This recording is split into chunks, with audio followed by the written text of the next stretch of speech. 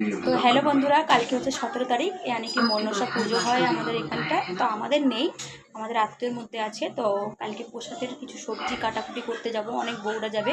তো দেখো ফ্রেশ শাড়ি পরে নিয়েছি, চানও করে নিয়েছি। বাকিটা ওইখানে গিয়ে শেয়ার করবো, দেখতে থাকো, স্কিপ কেউ করো না।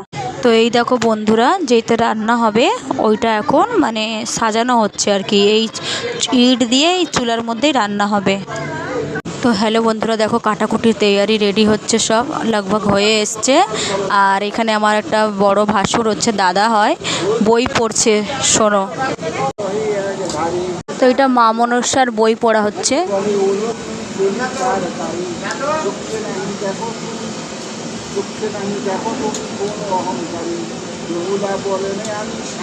আমাদের কাটাকুটি রেডি হয়ে যাচ্ছে একদম, ওদিকে রান্না বসানো আছে।